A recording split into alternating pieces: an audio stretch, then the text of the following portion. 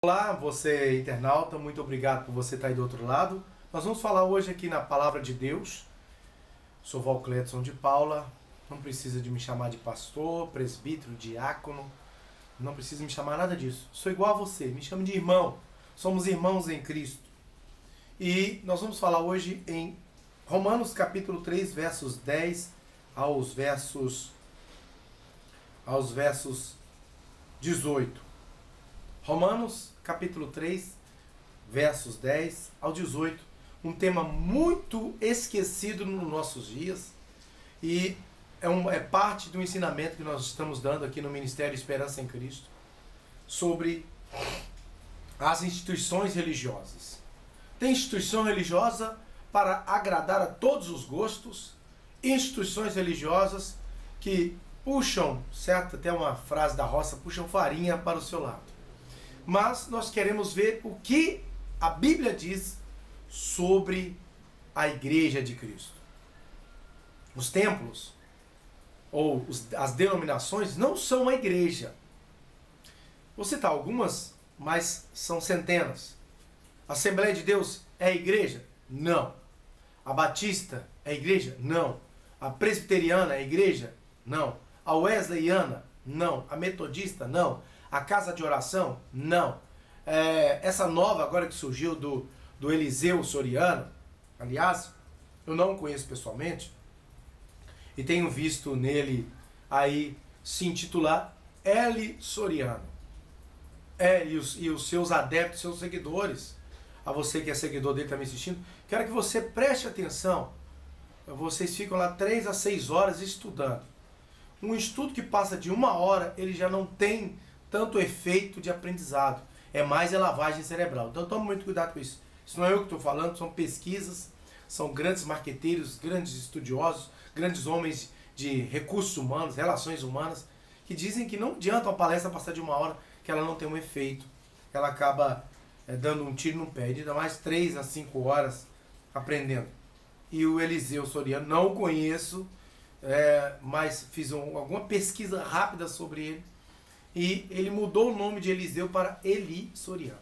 E aí quando Cristo estava na cruz do Calvário, quando Jesus disse Eli, Eli, lama sabachthani, certo? Então, ele estava falando com o Pai. Então tem uma coisa aí meio estranha aí. Mas para frente não vão saber que o Joseph Smith da seita Os Mormons se intitula Jesus Cristo, se intitula Deus na Terra. É o substituto de Cristo, é o novo Cristo encarnado. Então é uma mistura de espiritismo com a instituição religiosa, catolicismo, com protestantismo, com evangélico, é uma confusão toda os mormons. Mais para frente nós vamos saber o que vai dar esse Eliseu Soriano, o que ele quer dizer com esse Eli. Bom, vamos à Bíblia, né? Que é mais importante. Deixa o vídeo dos outros para lá. Romanos capítulo 3, verso 10, e nós vamos, à medida que nós vamos lendo, nós vamos entender um pouco o que a palavra diz a respeito de você e de mim. Só de eu ter feito esse preâmbulo de propósito, é para você entender o que você e eu somos. O verso 10, estou precisando de esticar o braço. O verso 10 diz assim, como está escrito? Então o versículo 10 já começa dizendo como está escrito. Bom, esse como está escrito é um texto do Antigo Testamento. Aqui no Antigo Testamento estava escrito isso. E o apóstolo Paulo ele repetiu isso dizendo, como está escrito no Antigo Testamento, não há um justo, nenhum sequer. Então, a primeira parada que eu vou dar é nesse versículo 10, que já diz, como está escrito no Antigo Testamento, entre aspas, entre parênteses, porque é isso que Paulo quis dizer. Meu povo, romanos, vocês que estão lendo, olha, igreja romana, certo? Instituição religiosa romana, irmãos aí em Roma, enfim. Eu quero dizer para você que, como está escrito lá no Antigo Testamento, lá na lei, lá na Torá, a Bíblia que vocês têm atualmente, porque o Novo Testamento estava sendo escrito ainda. Então, o que vocês leram no passado está escrito assim, não há um justo sequer. Não há um justo, nem um sequer. Então, meus queridos, Paulo ele está dizendo aqui, ou Saulo está dizendo abertamente que nem ele, nem você. E aí quando a gente começa a lembrar Salomão, eu quero citar 3 homens do passado da Bíblia. Primeiro, Salomão. A Bíblia diz que Salomão foi o homem mais sábio da terra. Não houve homem antes e nem haverá outro depois de Salomão. O homem mais sábio que existiu na face da terra. Não existiu homem como ele. E mesmo Salomão, com toda a sua glória, sabedoria, riqueza, a Bíblia diz, o Senhor Jesus diz que ele não se vestiu como os lírios do campo. Salomão, com toda a sua riqueza, com todas as suas fortunas, com os seus puro linho, finíssimo, retorcido, ele não se vestiu como os lírios. A Bíblia diz também que Salomão era tão sábio que ele casou-se com a filha de Faraó e fez deuses estranhos para agradar o coração dela. Então Salomão, o homem mais sábio, ele poderia ser um homem justo, mas ele não foi. Outro que eu quero citar é o grande rei Davi, que até a Rede Record fez aí uma minissérie, uma novela, sei lá, falando do rei Davi. Davi foi um homem que era o menor dos seus irmãos, era o mais desprezado, era um homem bom. Era um homem que Saul, rei atual, quando Davi matou Sansão, Golias, matou Golias, gerou uma ira dentro de Saul, que era o atual rei, que é ele que deveria ter ido lá matado o Golias, era o rei. Quando foi um menino pequenininho, um menino de 1,60 m, 1,70 m de altura, no máximo, era o pequeno rei Davi, tanto é que as roupas dos soldados não serviam nele, porque eram muito grandes, atrapalhou ele. Então quando Davi matou, gerou um ciúmes, uma inveja dentro de Saul para matar Davi.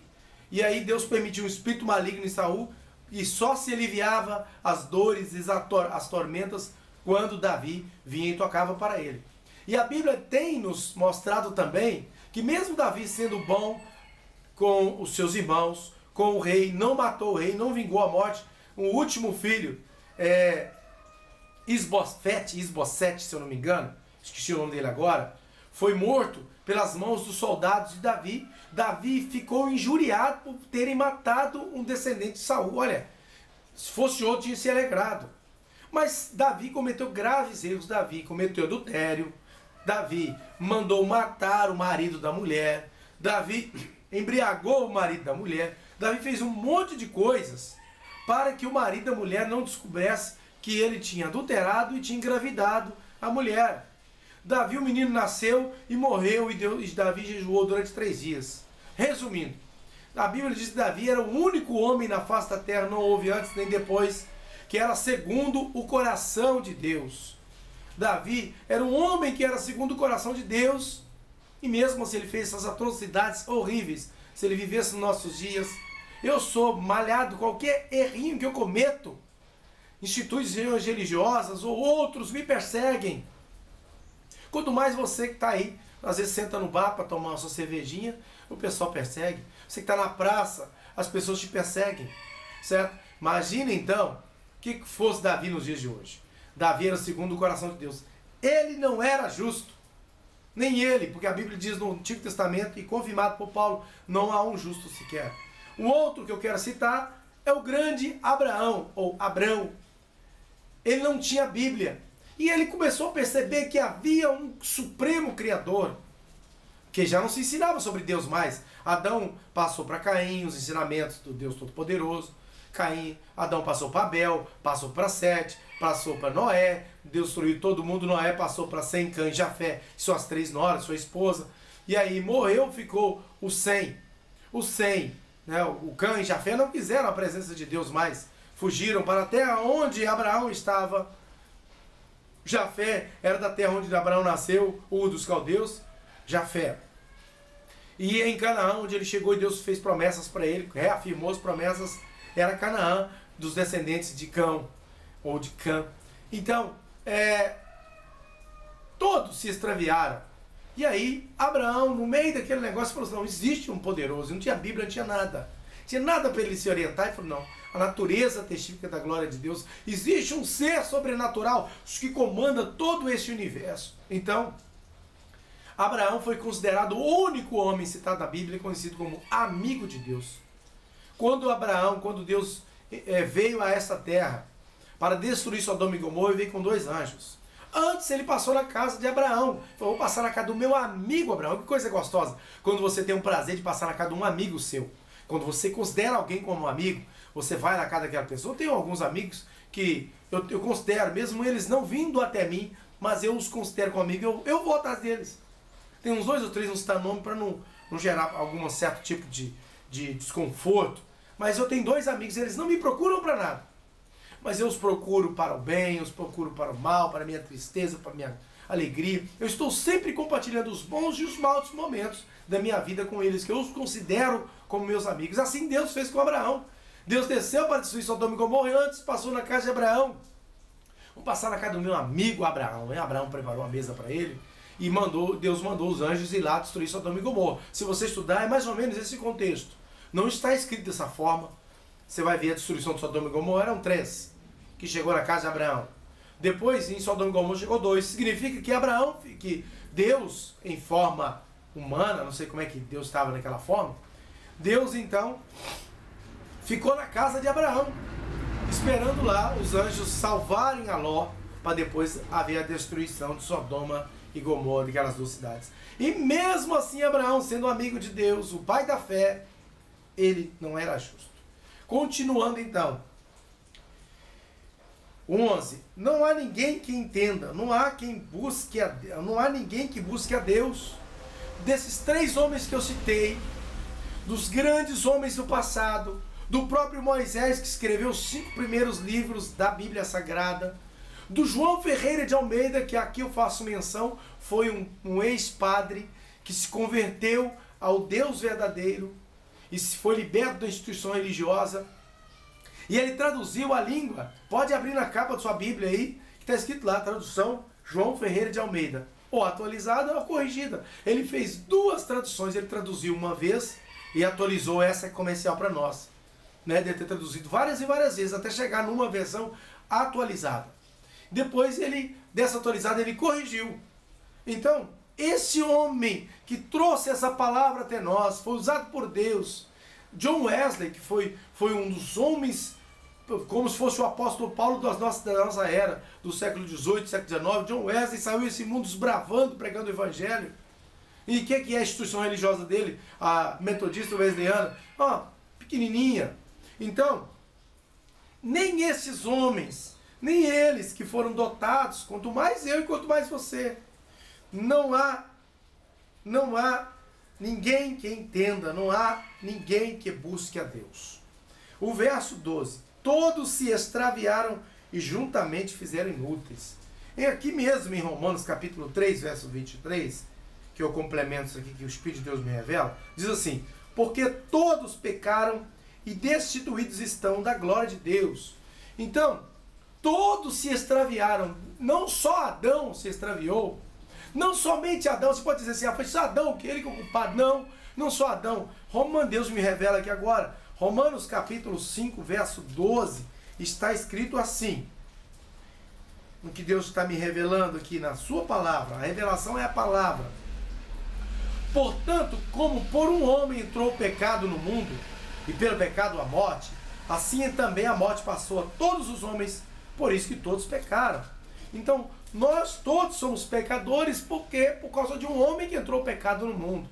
E por causa desse pecado a morte veio. E por causa da morte todos nós morremos e assim todos somos pecadores.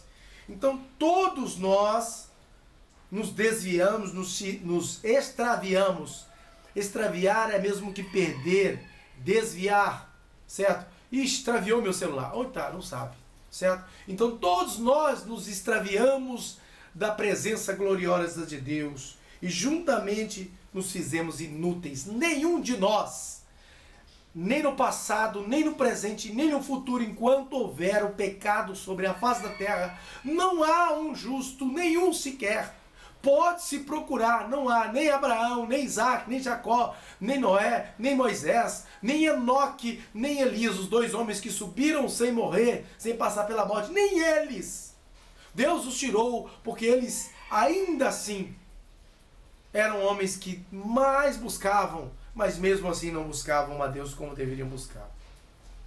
Não há quem faça o bem, não há nenhum só.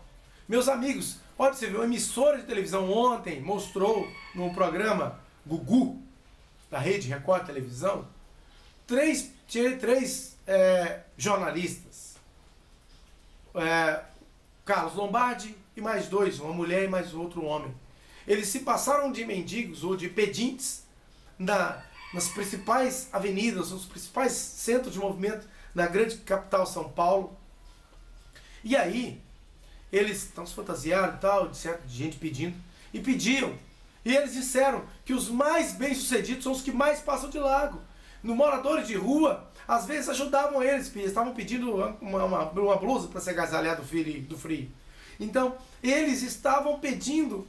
E os mendigos, os moradores de rua, que os mais ajudavam, compartilhavam pão e até mesmo um pedaço de papelão para passar a noite. Então, meus queridos, olha só, não há quem faça o bem, não há nenhum só. Quantas pessoas são bem-sucedidas nessa vida? Ninguém pode falar assim, está com inveja? Não. Ai de mim, longe de mim, tal coisa. Mas quanta hipocrisia que existe nas instituições religiosas. As pessoas estão se enriquecendo e elas não dividem o pão. Tem até uma música da Fernanda Brum chamada Brasil, Gigante do Amor. E aí ela cita um trecho lá que fala que quem tem não compartilha. Pode procurar Fernanda Brum, Gigante do Amor. Ouça essa música. Você vai ver que mesmo ela cantando, achando que está fazendo bem, falando errado contra isso, dessa situação, mesmo ela não faz isso. Eu não faço, ninguém faz. Não há um justo sequer, meus queridos, você que está me assistindo aqui pelo Ministério Esperança em Cristo. Vamos continuando. O verso 13 diz assim, olha como é que o verso 13, eu vou falar várias partes deles. A sua garganta é um sepulcro aberto. A sua garganta, está querendo dizer a sua? Está querendo dizer a minha? Está querendo dizer, vamos voltar lá seguinte, olha, não há um justo nenhum sequer. Então, a garganta desse que se acha justo, a garganta de qualquer um de nós, sua e minha, a nossa garganta é um sepulcro aberto. O que é isso? O que quer dizer o sepulcro aberto, a nossa garganta? É o seguinte, é a boca aberta, como se fosse isso, mais ou menos por aí, e tal, por aí, mano, por aí, mano. A realidade é dura o que eu vou dizer, mas é o seguinte, a gente tem mais maldição para dizer. Deixa eu ver se é 1 Pedro que Deus me revela aqui, 1 Pedro 5,18, deixa eu ver se é isso, 1 Pedro, não tenho certeza se é real. A nossa boca tem uma tendência mais fácil de amaldiçoar. Quando pessoas falam assim, não, mas esse menino é tentado, não, mas que menino danado, mas que moleque, né? Não, mas que menino tentado, não, mas que menino sem educação, não, pai desse menino, eu dou educação para esse menino, não, esse menino quando crescer vai ser, hein? Né? A gente não ouve as pessoas abençoando, a gente mais ouve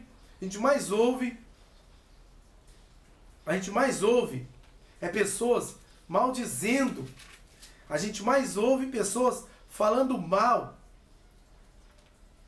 mais pessoas julgando palavras de maldição, julgando palavras que vem a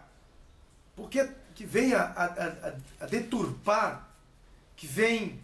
Não achei. Vamos ver se é o 1 Pedro 1,10. Não achei. Mas diz assim, numa mesma boca sai palavras de bênção e palavras de maldição. Então, a nossa garganta é um sepulcro aberto. Aí ele continua explicando no mesmo verso 13. Com as suas línguas tratam enganosamente. Quantas pessoas estão em instituições religiosas, dizem ser servas do Deus vivo e compram fiado e não pagam? De repente você que está assistindo, é duro ouvir isso. Mas é uma grande verdade. Compram fiado e não pagam. Ou quando compram e atrasam, e na hora de pagar os juros, que é correto pagar os juros, quando a Bíblia fala assim, não cobrais juros com lusura, né? com ganância, como se fosse como é que fala? Esse pessoal agiota. Mas, olha, veja bem, a CEMIG, a Companhia de Energia Elétrica, atrasa, ela cobra juros de 10% ao mês. Se atrasa na Copasa, Companhia de Água da sua casa, a mesma coisa. Você atrasa a conta do celular, a mesma coisa. Atrasar um boleto de cartão de crédito ao ano 247% de juros ao ano. É brinquedo não. E você paga. Aí quando você compra num comércio pequenininho, que a pessoa acreditou em você, quando eu falo você, é você que está atrasado, certo?